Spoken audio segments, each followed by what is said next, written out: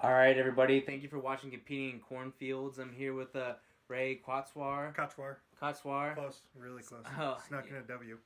Yep, extra W, extra German, right? Yes, right. Yeah. Right. Sneak appearance by Mr. Puff. Hmm. I don't know how long he's gonna be around here, but yeah, Ray. Do you have any people, places, or events that you would like to give a shout out to, real quick? Not specifically. I think Mr. Puff deserves a shout out, as well as my cat at home, Jaws. Clint graced me with his presence yesterday at the store, and Mr. Puff was on the dashboard, which was hilarious. And then he roamed the store for a bit, knocked over a microwave. That was cool. Yeah, Mr. Puff was causing a ruckus, as cats do. Shout out to Nutrition Authority. They're on 84th and Adams, basically. Yep, I'm the director there at the north one. There's two in Lincoln. There's the south one, formerly called Max Muscle, which I'm sure a lot of Nebraskans are familiar with hearing that name. Long story there. Changed the name. Same store, same people. I'm at the north one, 84th and Adams. He's wearing our shirt. Did I just give you that too? Yeah, yesterday. Okay, good. Yeah. Good. But yeah, that's where I'm from. I'm a certified nutritionist. I've worked with probably 1,000 people or so. Yeah, that is my business. Yeah. No, and super legit. Also, shout out to 360 Fade's Barbershop. Brian. You go there too? Yeah. Yeah. Brian, Yeah, Brian. I told you to go. You told me to go there. Yeah, I've been going there since they were a little office. Brian's freaking awesome. Yeah, and Brian is awesome, and he was sponsoring me through all my fights, and I can't give him enough shout outs. Like, yeah, shout out to 360 Fades for sure. 360 Fades is legit. Yeah. You see, did you talk to him about he breeds pythons now? I did, and I want to. I went and got a haircut on last Saturday, and I wanted to talk to. I wanted to do a collab because I'm afraid of snakes. Yeah. Like, I'm not afraid of gardener snakes. You know what I mean? Like, I used to pick them up and mess around and let them free or whatever. But I think since I became a city folk a little bit, I don't know. I got more afraid of snakes, and now I am afraid of them. But I want to get over that.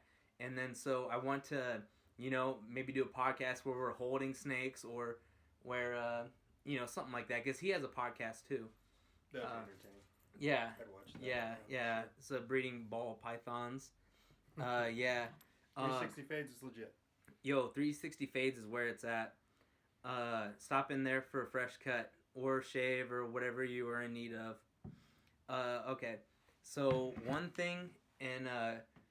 all right, so let's say that somebody is asking what kind of supplements do they need to take.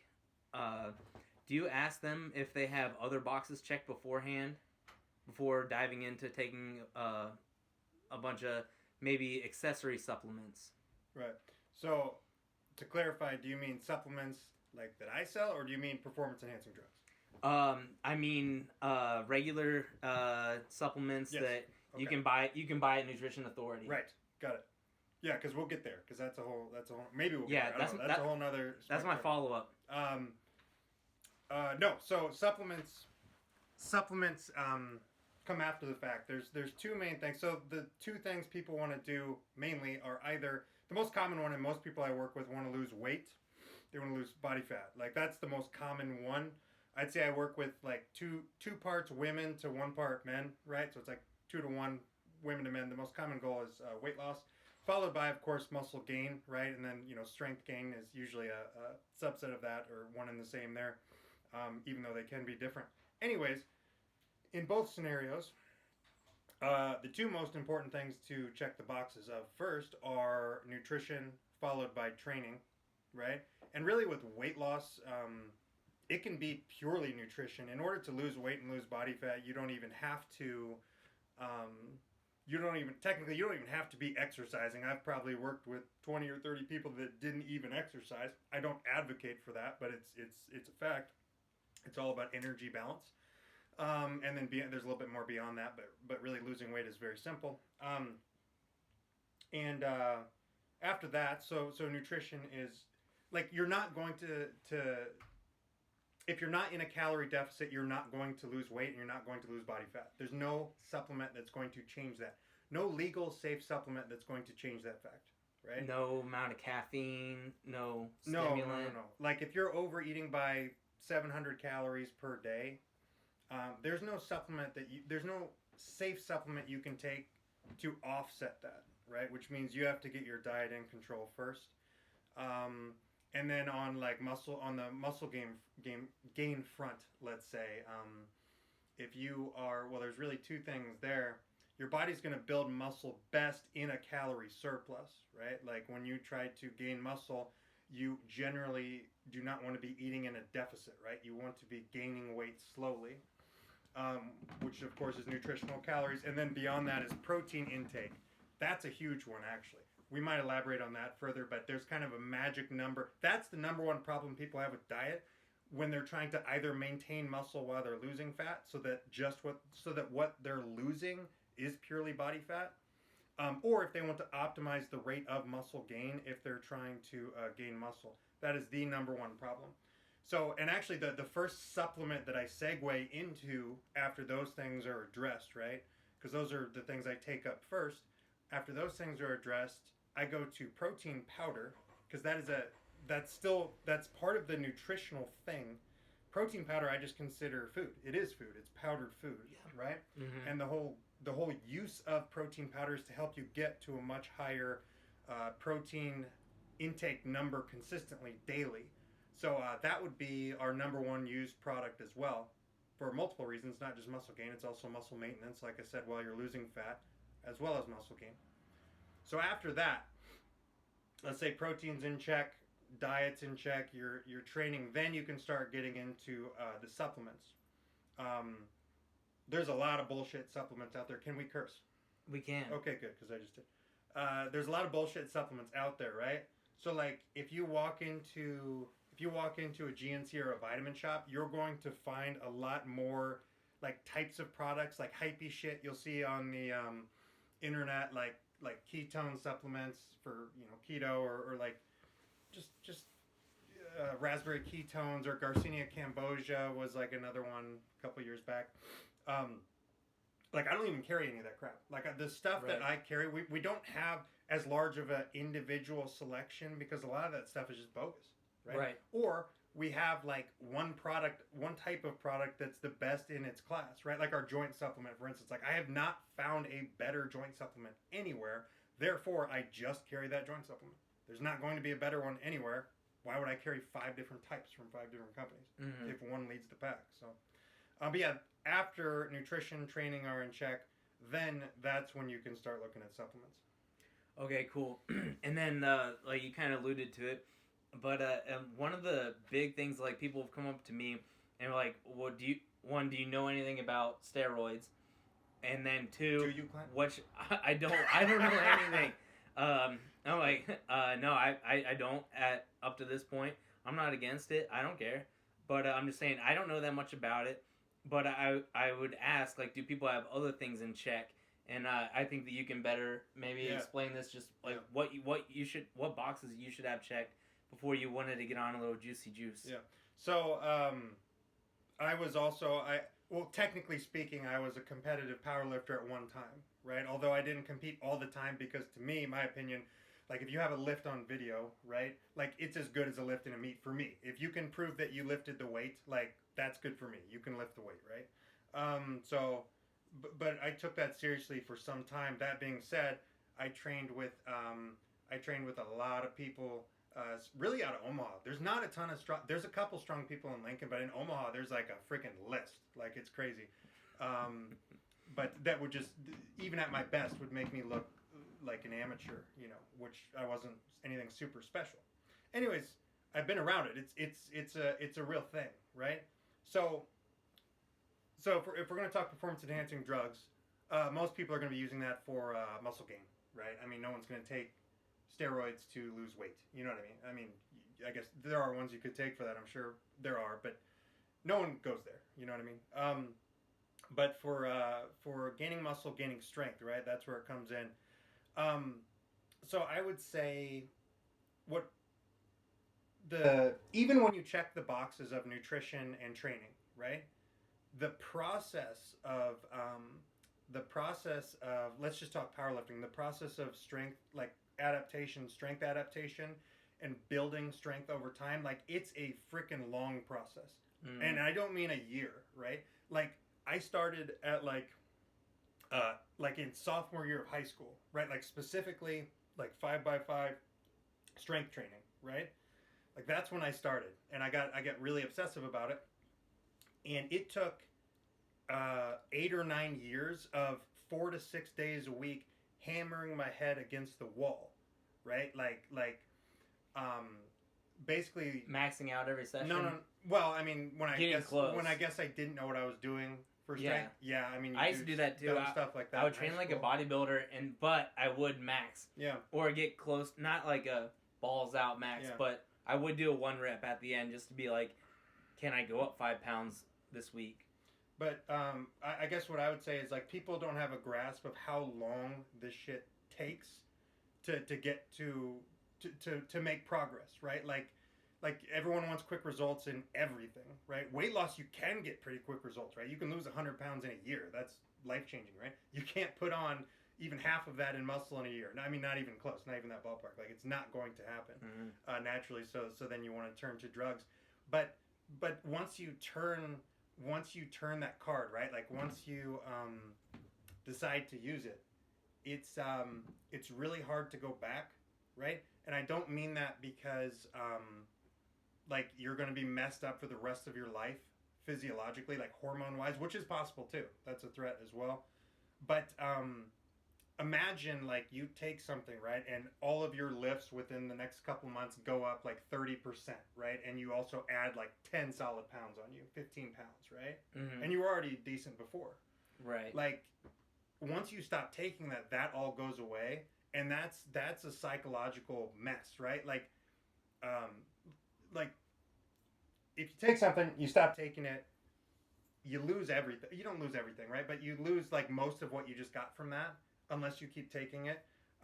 Your motivation goes to pretty much zero. It's extremely depressing. So, but in general, people have no idea how far you can get without them, and they also have no idea how long it takes. Like we're talking like the better part of like a decade to get somewhere like substantial. Mm-hmm. Yeah, like it's a long freaking time. With muscle or strength. Yeah, both. Yeah. Both, yeah. Both. Yeah, no, that's a good call. And you touched on a few of these earlier. I wanted to see, is there... all right, between these, let's put training aside because I know that that's a whole nother little ballpark. All right, let's try and place these in a hierarchy of needs. Balanced diet, vitamin supplementation, accessory supplementation, which I say like if you were to take, I don't know, like Max Tour or something like that, protein intake, rest and recovery. Okay, so I'd put assuming you're training right. For what purpose? Well, I guess any purpose, either or. So it would be 1 and 2. 1 and 2 would be balanced diet and protein intake. I don't know which order. Like I don't know if that really matters. I mean, balanced diet includes protein in it to me, so let's just mash those together. Good call. And then you said vitamin supplementation. Yes. And then you said like, rest and recovery. And then accessory supplementation. So I would put rest and recovery next, right? And that's just on the premise that if we're talking muscle gain, like overtraining is real. Like it's hard to do, but like if you don't give your body parts a chance to recover, and then assuming we're getting the nutrition it needs, like you still will not optimize muscle growth. Like that's big. Then I would say vitamin supplementation, although with the diet, right? Like if it was diverse enough and whole source, like that wouldn't be a massive concern necessarily. I look at it more of like an insurance policy. And then I would put the accessory supplementation at the end, because we're talking like performance enhancing stuff there, right? Well, no, I would say like even I was like Max Tour, like Max Tour. Yeah, okay. So you just said Recomp, things so like that. I would put that before vitamin supplementation. Okay. If your diet's good and generally whole food based, yeah, I would put that before like individual. Like eating vegetables. Yeah, eat vegetables. Eat a variety of vegetables. Basically eat different colored stuff. Yeah. Right. And different varieties of greens and stuff like that. And if you do that multiple times a day, you can still take multivitamins. They're very economical. Like I just look at them like an insurance policy, but they're probably not needed. Although I would argue that vitamin D, for instance, right? That's the number one deficiency in Americans today because we generally do stuff inside. Even more so now, like COVID, right? That is one that like most people would benefit. There's tons of potential benefit of, but vitamins as a whole, I'd probably put last. Probably, yeah. Not bad. I mean, you might as well. Like I said, economical. But yeah, I mean, and that's hard. Like you're assuming that people do have a balanced diet, which is yeah. tough, I guess, even for your experienced person. Yeah. So I mean, like if I'm working with somebody and like I don't necessarily like I don't know if they're telling me the truth, right? They're gonna give me the best They're gonna present to me. They don't want to look bad, right? But I mean, I'm talking like you and me. Like if we're talking about ourselves, you know, like we are fairly disciplined. We can make sure we're doing what we're supposed to be doing. For other people, yeah, multivitamins or individual vitamin supplements are perfectly fine and likely beneficial. Like in order to break down if they're truly beneficial would be like an absurd process. You'd have to break down everything that enters their mouth and the vitamin content of it, right? And then it would be mind numbing. You know what I mean? Yeah. Yeah, no, that makes sense. Yeah, it's people. A lot of people don't want to hear that. You know what I mean? Or they want to be like, or I don't know. I need to not be a hater. You know what I mean? Or like not think that like not automatically think that like, oh well, they probably don't have a balanced diet.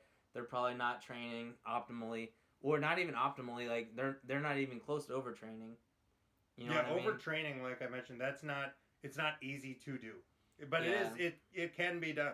It can be done. Especially if you were hyper motivated, you're absurdly motivated, and you train morning, night, you know what I mean? Like 7 days a week, 2 hours each time. Like it's possible. Yeah. It's possible. But very unlikely. Like your general person saying that they're overtraining because they read an article on the internet, you know? Bullshit. I mean, the odds of them actually overtraining are almost zero.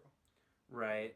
Yeah, and then especially it's likely that like if they suck, it's likely that like for instance their protein intake is nowhere near where it should be, you know, or that I mean that's a huge one, or like calories aren't right or something like that. And then especially with young people, probably like 25 and under or something like that, like they're probably not in huge risk of overtraining, like, or does that matter? Do you think? No, I mean like 25 or under guys. Well, in general, they should like just go for it.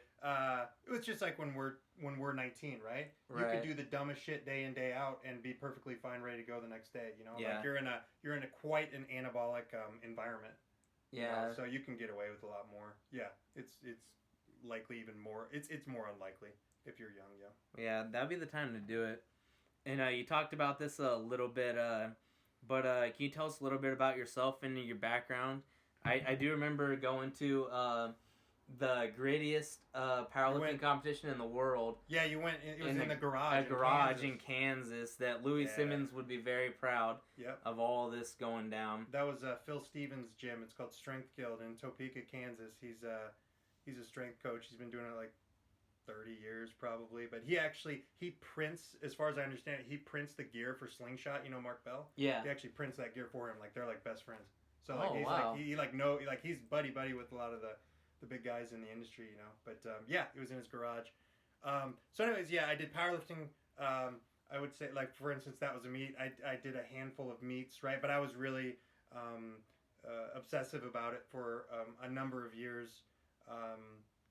Competitive powerlifting. I did that. That's really as far as like if you're gonna say I have like expertise in any like physical thing, like that would be it. Mm-hmm.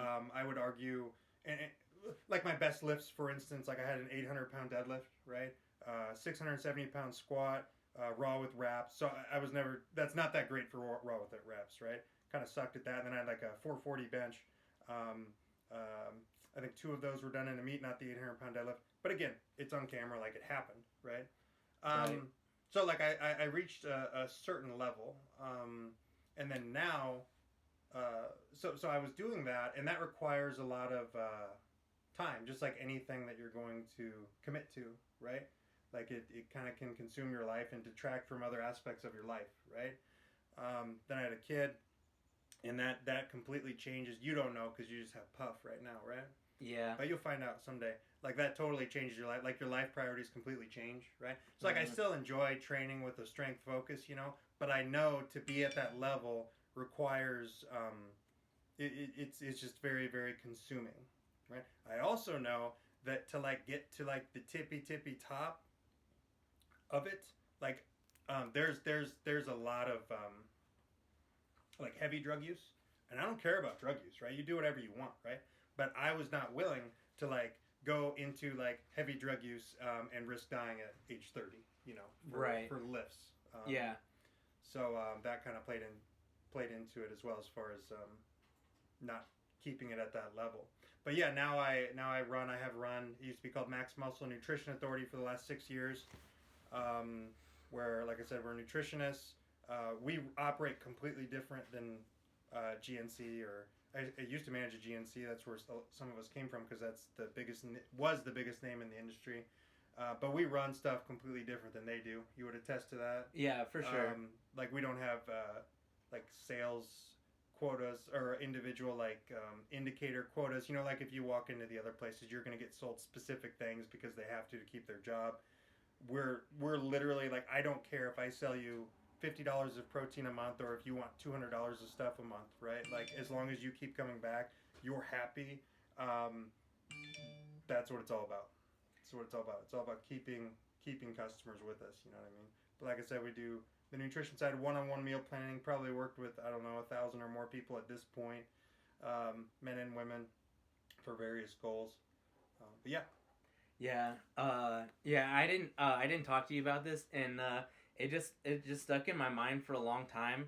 That I think that you had a post on Facebook like a long time ago that said that you don't care about. You might have been trolling, so you don't care about Led Zeppelin, Rolling Stones, Black Sabbath, anybody, but you said that Disturbed was the best band ever in the world. I wasn't trolling. Do you care to defend that? Yeah.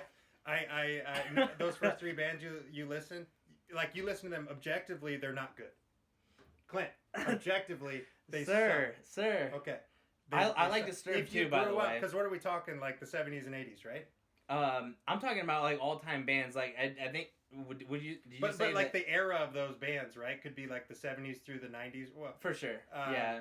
Like maybe if I grew up in the 70s and 80s, right? I'd have emotional attachment to those, but like I just don't. So then I stack up, like I like rock, right? I stack up too. Led Zeppelin versus Disturbed, literally any Disturbed song, and like to me it just torches Led Zeppelin. It just destroys it, Clint. So that is, yeah. What do you think about that? Man, does that make you angry? No, it doesn't make me angry. And did you expect me to walk that one back? I don't know. I wasn't even 100% sure that it was you. Like I just remember this take in my brain. Like there's the part of my brain that just has bad takes or bold takes. I'll say bold takes. I like Disturbed too. I listen to greatest rock band of all time. Would you agree? No. Like number. No. Where would you put it? I don't know. Down with the Sickness, like. Well, what's the there's another song that I really like by them. I can't. Indestructible. No. What's another super popular song? Stupefy. Yeah, Stupefy. I love that song. I love that song. Yeah. No, I listen to that all the time. Like even to like this day. But I would say that like, Alice in Chains. Man in the Box. Yeah, like how does that get you motivated? So I like music because it gets you amped up, right? Yeah. That's why I like rock music. Alice in Chains, Man in the Box. Like that's going over and over. How does that get you pumped up? Not exactly Man in the Box, but like Them Bones, a bunch of different songs. Or man, I mean I don't know. I'm super into rock too. Like I like Disturbed. I'm just saying that like, my take wouldn't be that they're the greatest rock band. Like, but everybody has their preference. All right, I'm not talking like as far as like lifting, but my favorite rock band is probably The Doors. I love Led Zeppelin, but a lot of their songs. Okay, let's talk lifting. We'll get to lifting because that's the only way I view rock. Oh, Because I don't listen to it to sit there and enjoy it, right? Right. Like I'm in the gym. What's the Yeah. amp up? Like whenever you came in, I was listening to My Chemical Romance. I like Jesus. I like that. Well, I'll listen to Disturbed for sure. I will. I like a lot of rap if I'm getting hyped up. But DMX. as far yeah, DMX. You know why I like DMX? Because he sounds angry. Yeah, You can understand him, and Yeah. he sounds angry. It's not very complicated. Yeah, But but yeah. Lamb of God is That's good. awesome. Pantera. Pantera's good. You know, I love metal. I love you know, I was leading a striking class at Capital City Jiu Jitsu. We were listening to Metallica. I do like Metallica. Yeah. I do. And I don't know. I like everything really. Like I am kind of like a sucker for like 90s grunge and also emo, which is whatever. But I think that was just because like whenever I was in junior high and high school, that was what I was super into. My Chemical Romance. Yeah, The Used, a bunch of other bands, Chiodos, a bunch of bands. But yeah, I don't know. But anyways, what would you say are some all-time max out songs for you that you would listen to? Right, this is good. That's the segue. Okay, That's I get the it segue. Now. I get it now. Yeah, I didn't know why we went on that rabbit hole. Yeah. Okay. Oh, so you got Down with the Sickness, right? The intro to that. Even the outro. The ending. Yeah. Where they're. Oh yeah, the outro Yeah. has the same vocals. Well, it's all. Well, it's like. Where he's like crying to his mom. No, or I don't whatever. like that part. Oh, okay. I actually don't like that part. I like the edited version that has that removed. I understand why it's in there, but like when I'm listening to that, that doesn't do it for me because I don't have anything to connect that with. Right. Maybe if I did, maybe it would hit home, right, and make me angry. But Down with Sickness is a great one, right? Here's some that come to mind. Machine Head Halo. I don't know if you ever heard that. The intro to that is one of the best rock intros of all time. WWE theme songs. Do you ever do that? John Cena. Is she laughing? Probably. I think so. Yeah, I'm sure. You can't see me. No, but seriously, there's some freaking good ones. Like for instance, Stone Cold Steve Austin's "The Glass Shatters," right? Oh yeah. And then that actually turns into a Disturbed track. Did you know that? Disturbed wrote the track for Stone Cold, his latest one. Oh okay. Like in the late '90s, probably. It was Disturbed music. And Time the to play song the was game. the song was called "Glass Shatters." The Brock Lesnar theme song. That one's What great. is that again? I'm not sure about that. I mean, you'd have to pull it up. But there was actually when he fought. I think Mark Hunt. That was his last fight, right, in the UFC. I think it was probably Overeem. No, or in the UFC, it was Mark was Hunt. it- He was- came back okay, in okay, 2016 okay. and fought Mark Hunt. Remember when he got? Oh DQ'd? yeah, he won. Yeah, there was yeah, someone my bad. who he walked out to enter Sandman. Oh yeah. But someone spliced his WWE or they edited it and threw the WWE intro on it during his walkout, like Nice. just imposed it, and it was way fucking better. That intro is great. Lamb of God laid to rest. Yeah, Lamb of God is or great. Ruin. Yeah. Lamb of Yeah. God. Yeah, man. There's a lot of freaking good ones. But those are some for sure. Yeah. Yeah. No, I hear you. Yeah, I'm down with all that. Like DMX. Yeah. What are some good DMX songs? Where the Hood at? Where the Hood at? Yeah, Where the Hood at? Up in here. Party up in here. I don't know why that X gonna give it to you. Yeah, X gonna give it to you. For some reason his voice kind of gets you going. Yeah. Yeah, no, DMX is good too, obviously. Yeah, well, my thing is like kind of I can listen to it like but on my way to the gym or on my way to like the MMA gym and stuff like that. But as soon as I'm there, like I need to like focus on what I'm doing. Like I'm not one to like listen to I like 99 Problems by Jay-Z. I used to listen to that whenever I powerlifted in high school. Yeah. I would listen to that. But like I have to be thinking about like what I'm doing or else I'll rush in and mess it all up. Like I've done it in MMA. I've done, a bunch of stuff, but I have to be like focused and like maybe not even like that amped up, That's my personal thing. I would agree. I would agree with that on if we're talking power lifts, right? Yeah. I would agree with that on bench press and squatting. Yeah. Because if anything gets out of groove there, like you're done. Yeah. Right? Yeah. You're either crushed on the squat or the bench gets out of groove and it just stops, right? Like you're screwed. On deadlift though, I could always pull being like while amped up, like adrenaline, like because all you got to do, like the only thing you need to worry about is where your freaking legs are in relation to the bar. You don't really like if they're touching your shin or real close to your shin, and that's where you start. It's hard. I never had an issue like getting out of groove per se. Like I mean, it's either going up or it's not. But there's like when you squat and you have to walk it out. There's a lot more moving parts that you have to like get under control, right, before you even begin the lift. Mm-hmm. Whereas deadlift is just one motion. Yeah, and you've already done it thousands of times, so like. Yeah. So I mean, I don't know. I understand. Yeah. All right. Let's see here. Have you seen any common mistakes lately of people, or just common mistakes in general of people do with their dieting? Yes. So okay, we're kind of circling back to this protein intake. I said it earlier. This is the number one thing, whether you're trying to build muscle or you're trying to lose weight and have the weight you lose be body fat.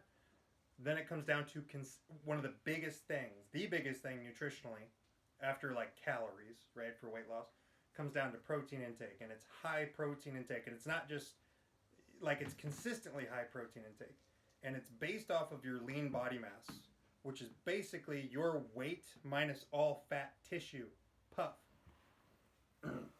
It's your weight minus all fat tissue, so it includes your muscle, but it also includes your organs, your skin, your blood volume, right? But basically, it's all the amount of your body that requires protein to maintain or build, right? So that amount of tissue is what you need to base your protein intake off of.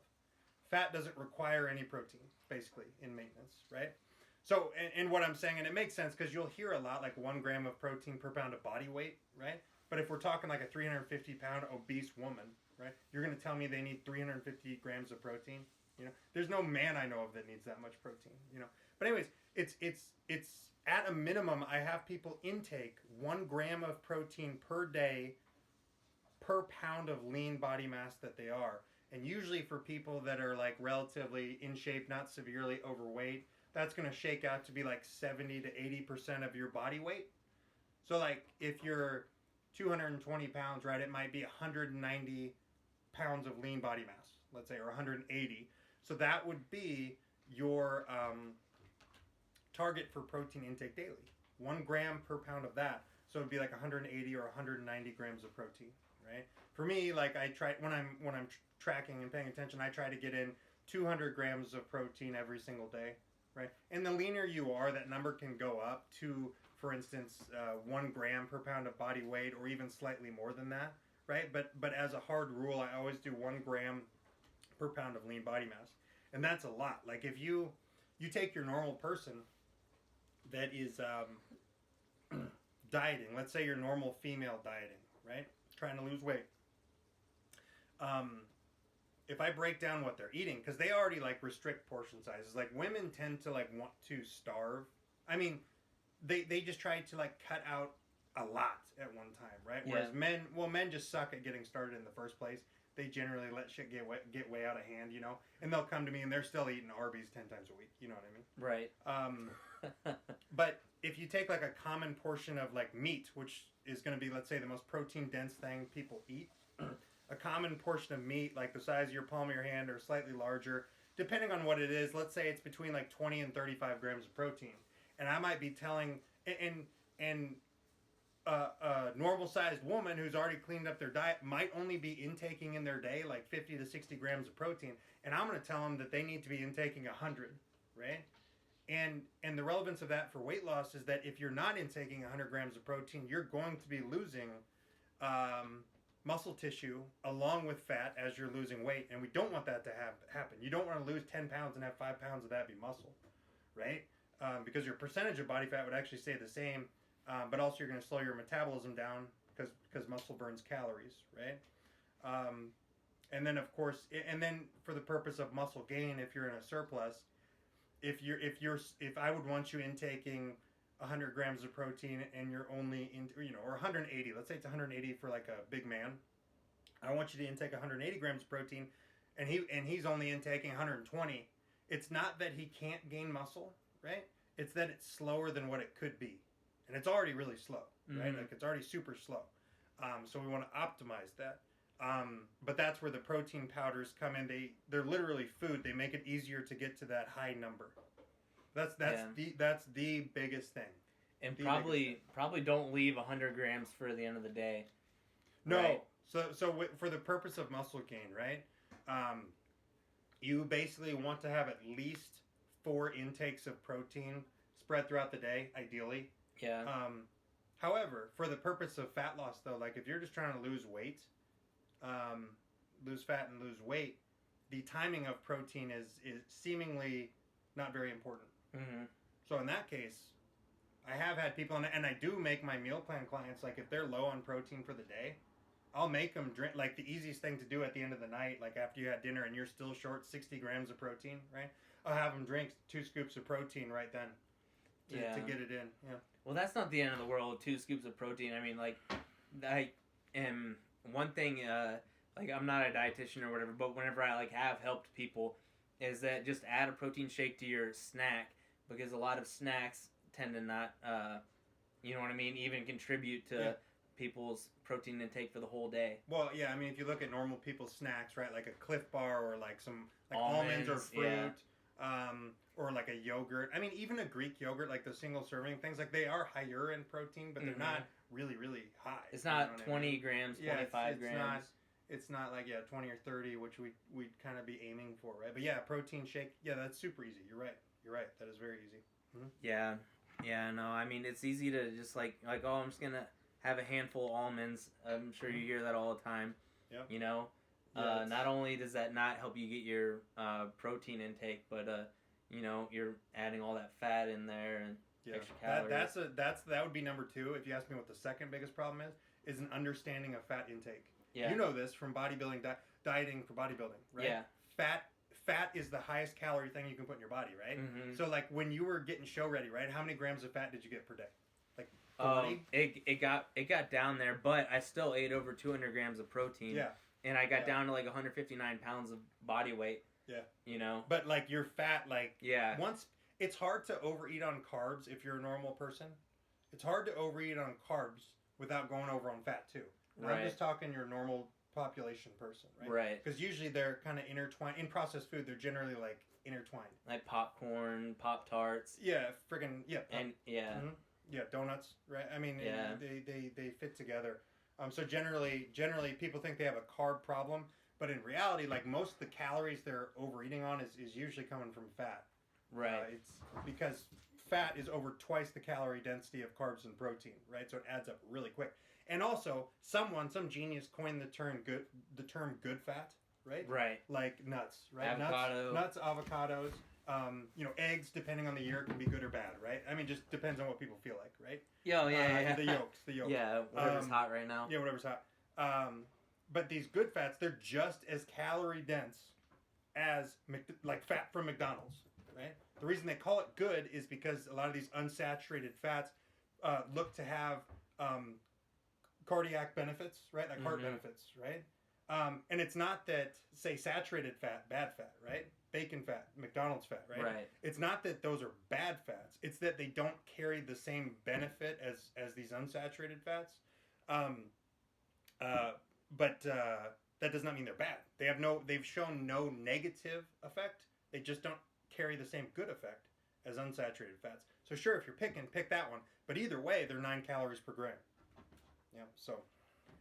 Yeah, no, I hear that, and I'm sure everybody else hears that if they're into helping people with their diet or anything like that. What do you think about fasting? All right, intermittent fasting, and also like 24-hour fasting. And I've even heard like people like George St. Pierre and Jocko Willenick, they were saying that they were taking like multiple days of like water fast. And Jocko says that he actually feels good rolling jiu-jitsu after coming off a couple days fast. To me, I feel like that's a recipe for getting my butt kicked at practice. So that would be common sense. I mean, that's what I would think too, right? Because I mean, you remove carbohydrate, right? But let's talk like intermittent fasting first, because that's really common, and that's like a toned down version of like the days fasting. So like intermittent fasting is generally you're just eating in a window, right? You're not allowed to eat from noon until, like, you can only eat in starting at noon and ending at 8 p.m., right? Like that's a really common one, Yeah. right? 16 hours fasting, 8 hours eating.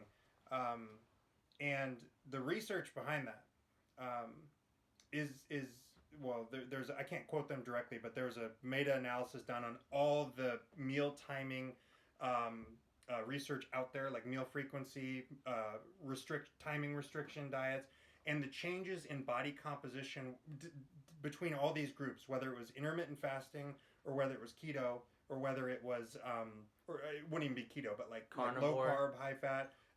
The changes in body composition, carnivore, it might as well, paleo, any type of diet, right? The changes in body composition, right? Well, specifically it was fat loss, right? The impact on fat loss was purely dictated by the protein intake and the calories, right? Mm-hmm. It was not impacted by the timing of things, right? And that's for fat loss. So what I'm saying is like so there is a potential psychological benefit to intermittent fasting, right? If you know that you're not allowed to eat until the magical hour of noon, right? And you have to stop at the magical hour of 8, right? Like you have these hard psychological cutoffs, right?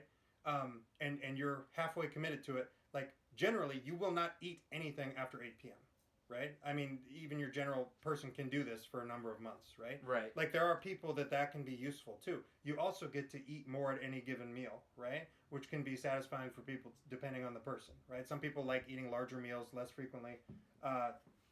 Some like to eat 8 times a day, right? But yeah, as far as the like full like 24-hour fast and the water fasting, I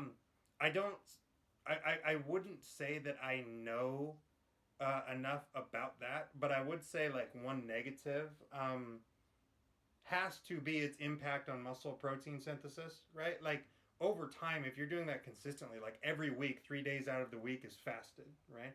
Like throughout every day, like you're in a flux of whether you're like in a anabolic state or a catabolic state, right? Mm-hmm. And then the net balance of that dictates whether you're going to be gaining muscle or losing muscle, right? I cannot see how having like 72 hours of fasting, right, like would not like negatively impact muscle over time, right? But if you go on a fast like that, I have no doubt that there's going to be some type of psychological change, like cognitive change, right? Because your body's fuel source is pretty much going to flip. Yeah. Right? I imagine it would flip to ketones, but I imagine there would be a positive impact or a noticeable impact cognitively, which people could probably like. I've heard that, for instance, like on true keto diets, that's a potential benefit is improved cognition, right? So like maybe like if he said he felt better when he was going to exercise, right? Like maybe that was purely a product of like he's running on a different fuel source and he feels better on it, right? Right. But like if you really went and tested like his muscular performance, it has to be lower than it was, when he was eating carbohydrate and protein. So like if you're already like a jacked gorilla like Jocko, or if you're already like, one of the goats, George St. Pierre, go ahead and, do something like that. Or if you're your average Joe, would you recommend that to anybody? Well, I would say like first of all like GSP if they wanted to. Yeah, I mean you can play around with it, see how you feel, right? But like if you're like one of my meal plan clients is trying to gain muscle, no, I'm not going to let you fast for 3 days. You know what I mean? Yeah. We're not going to do that. Yeah. Just for a normal person. If you're like one of the world's best athletes, right, and you're not like currently competing, like George, like why not? Like go for it. Right. Doesn't matter. But also I would argue too, like GSP, like he's an elite fighter, right? Yeah. Like he's a world-class fighter. I would argue that he probably knows virtually nothing nutrition-wise. Like he knows some, right? But he's not an expert on nutrition. He has, I'm sure he has dietitians and nutritionists that's on his team that tells him specifically what to do and at what times. He literally doesn't have to think about it, right? So. Yeah. I mean, I guess play around with it if you're your average Joe, if you're an elite athlete. Yeah, I mean, for the average Joe, like intermittent fasting is really the most viable one if you wanted to. Yeah. And I don't have a problem with that. It's just that it's not magical. Like right. It's being portrayed as magical, Yeah. So let's say if you have one supplement at Nutrition Authority that you would prescribe to MMA fighters that's not protein, what do you think it would be? Oh, it's not protein. Was that in the script? No, it wasn't. But you know, it's food. Yeah, It's food, it's and food. You're right. I'm hoping that they already do that. And if they're cutting, so weight, let's say, let's say their diet's in check. Okay, their diet's in check. Protein intake is good. Creatine. Creatine is the number one most studied supplement. Period. It's the only one More that than protein works, powders. or that Well, is proven to work. There's a couple of things that are like definitively proven to work. Creatine is one of them. Yeah. Right. Like there's very few that are definitively 100 like generally accepted to work, and it's because there's such a mass amount of studies on them, and it's the same result every single time. But anyways, creatine basically improves the energy resynthesis process. It also volumizes muscle cells. But long story short, if you supplement with creatine, you will literally have more muscular energy.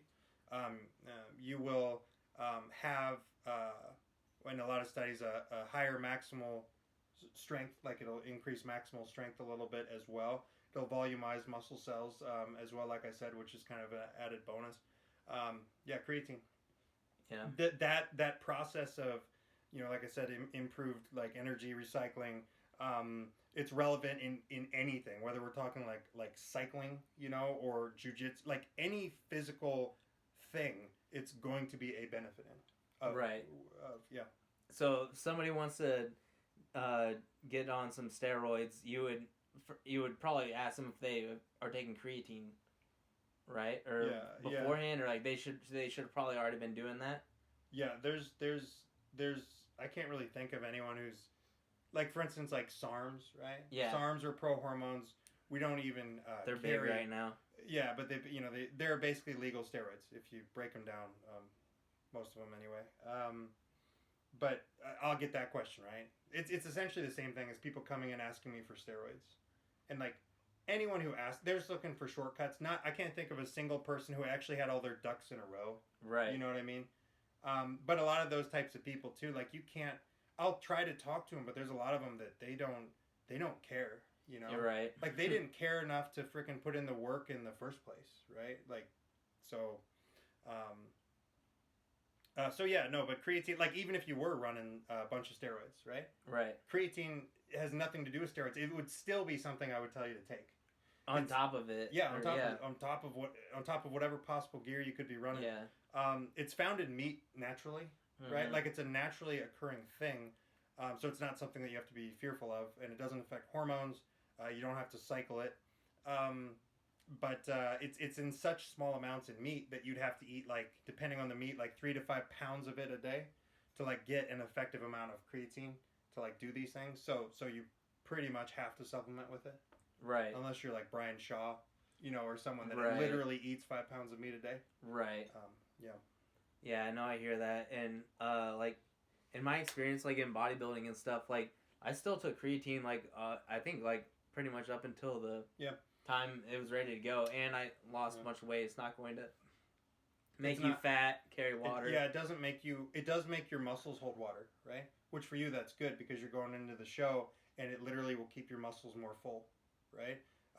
But it doesn't cause subcutaneous, like beneath your skin bloating, which everyone's concerned with when they think water retention. Yeah, that's what they think of. Like, I don't want to get bloated. It does not do that. Like back in the day, maybe there was.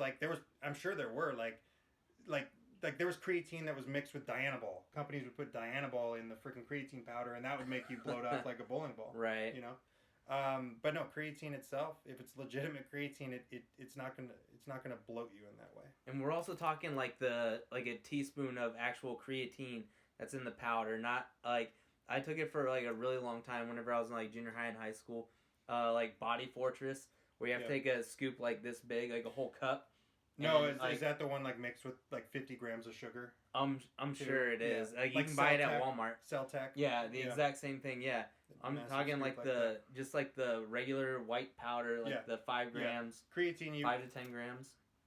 Five. Yeah, there's discrepancy on that still, but yeah, it's you just want the straight powder. You don't want, if it's a massive scoop of creatine, you don't need that. No. Right. Yeah, definitely watch out for proprietary blends, right? Yeah, generally. In general. Generally speaking. In general. Usually, when you see a proprietary blend, they use it to hide the actual amounts of ingredients, right? So they can stick meaningless amounts of good ingredients into these blends, and you have no idea how much is actually in there. So you tend to assume that it's a good ingredient. You tend to assume that it's going to do what it's supposed to do. But if you actually were to break it down or look at the formula from the manufacturer, like it's a pixie dusting of it. Right. Yeah. Yeah, and that's with all supplements too, like a green supplement or anything like that. Like Power Greens is one of my favorite supplements from Nutrition Authority. And then I've also seen, like, my parents got some. They're like, oh, we got some. I would always give it to them. They'd be like, oh, we got some of the green supplement. And, like, all of it is just proprietary blend, this and that. You don't know how much is what is in there at all. Yeah. All right, so let's say you have 3 supplements that you can take for the rest of your life. What would they be? It would probably, like, for me. Yes. For me, it'd be. Are we including protein powder, or are we gonna put that as food? Yeah, let's have that as food. Okay, so protein powder's out. Otherwise, that would be on the list. I'd go creatine. I mean, as long as I'm going to have some sort of physical goal or I'm doing something athletically, that's going to be on there. Creatine, I would do fish oil. Fish oil basically has the most potential health benefits of any one supplement. Mm-hmm. So I'd put that, like, there's prescription fish oil. Like, it's accepted that this does have heart benefit specifically, and there's a potential million of other things, right? And let's see here. Probiotic, yeah. I mean, that danced around in my head. That's a good one. I would argue probiotics probably have the best immune support potential, even more than a multivitamin. Mm-hmm. At least research wise. So that could be thrown in the mix. Even a greens powder, like a greens powder. Yeah. For instance, the research behind greens powders, it's a lot of the same research behind whole food vegetables, because that's what it is. It's just powder, right? But anyways, one of those, for instance, is lowering blood pressure, right? Like that's a great health metric that you want to keep in check for the rest of your life, right? So yeah, greens powder could be up there. Probiotic could be up there. I would not put up. Yeah, so I mean, yeah, maybe a greens powder or a probiotic. Yeah, I wouldn't pick any of the like a pre-workout. Not that they're not useful, right? But you could have coffee or something if needed. But also like things that have actual health benefits. Right. Like a pre-workout does not have that, right? So yeah. Yeah, and then I guess lastly, like what all do you also offer services at Nutrition Authority, right? Can you expand on those? Yeah. So like the nutrition. Yeah. Yeah. So we do one-on-one meal planning. We have 2 different types we can do, and we have different lengths of time. But basically, you come to me with the goal of losing weight or gaining muscle, or a combination of the two, depending on who you are, and we'll get you set up with either a spreadsheet model meal plan if that fits the role best, or an app based one. We have our own app. It's called LifeBase, which most people use now. But either way that you go, we set you up on a weekly check-in schedule, and we take your body composition every week, right? And we make sure that, like, if you're trying to lose weight and body fat, that every week, like, it's going in the right direction, and then we make changes as needed. Mm-hmm. And the relevance of that is that there's so much information out there for people, right? Like, people trying to lose weight, like, they'll Google what's the best way to lose weight, and you're going to come across 15 different diets, right? The paleo one, keto, like, whatever, fasting. Like, you're going to find, and then you're going to run into calculators, macros, flexible dieting. Like, all the information is available to you, but the misinformation is like, there's 10 pieces of misinformation for every 1 piece of good information, mm-hmm. and your normal person doesn't know what that is. So like I can explain everything to you and have it make sense, and clarify things. It is quite helpful. And the goal is not to make a person meal plan for the track or follow a meal plan for the rest of their life. It is to instill a new way of thinking, right? For instance, we said fat is really calorie dense, right? Yes. So we want to instill, for instance, the idea that if you're going to overeat on something fat heavy somewhere, that you want to restrict fat elsewhere, right? Right. Which people don't have that ingrained in them, and it's not their fault, right? But it's teaching that, right? Like it's like, okay, if I have, if I go and have a steak from the steakhouse and a baked potato with butter and sour cream on it, right? Like that takes up my day's fat allowance, right? So now guess what I'm having for dinner? I'm having freaking chicken breast. And it kind of sucks, but it's okay because I got to enjoy my lunch, right? Right. Normal people, like, you don't have that instilled in you. You have no idea. Like, you can still make that day work, right? Yeah. Like, you could go eat at Olive Garden. It would be harder, but you could go eat at Olive Garden, right? And you Yeah. could still fit that into, like, a macro system. You just have to have, like, the guidance and thought process behind it. Yeah. That's our main thing we do. And then, of course, we sell supplements, which they go hand in hand. But I also have people that just do the meal planning service and don't even buy supplements. And you can also get your body mass index. Yep. You can get your body composition. Composition. Yep, but it includes body mass index, right? Yeah. But percentage body fat, skeletal muscle mass, we do that as well. Yeah. Yeah. And don't be subconscious about your BMI. No, everyone's always I don't care. Everyone's always embarrassed about the fact that they have to go ask someone and then I might see their body weight, or I might see their percentage body fat. And I've seen 10,000 different people's number. I do not care. Right. It's data that we're using to show you where you're at or to set up numbers, right? Like the lean body mass number, for instance, is on there. I use that to set up nutrition numbers. I could care less, and it's not I'm not calling people telling them what your numbers are. Right. Yeah, just looking for solutions. Yep. Yeah. All right. Anything else going on? I don't think so. I played Fortnite online last night for the first time. I got third. Third? Yeah. Well, you play on Xbox, PS? Switch. My Switch? son's Switch. Yeah. Oh, okay. Got a 6-year-old. So that was fun. That was the first video game I've played in a long time. So that was exciting. Yeah. No, I hear you there. I better not get into that, or else I'll be on there all day. Yeah. But not much. Just come see me if any of that makes sense Yeah. or is confusing. Even you can just ask me questions. I'll answer questions for free. I'm not you can come and talk to me about nutrition. I'm not going to charge you anything for it. If we set up meal planning, sure, that's our service. It takes time and energy, and money to do it. But yeah, questions and information is all free. So. Yeah, I'll hit you up on Facebook. Yep, Ray. Facebook. Comment on this. Ray Kotschwar. I'm sure I'll be tagged in this or something. Yeah, spelled for sure. Out if you don't throw an extra W in there. Yeah. Whoops. That's Nutrition Authority, 48th and Adams. 84th. 84th and Adams. I'm sorry. 84th and Adams. Yeah. Funny that intersection will always have a weird place for me. When I was new to Lincoln, and I was at a party on 51st and Garland. Let's call it 48th Street in Lincoln. I leave the party without my friends. I want to go back to the dorms. And so Are you intoxicated?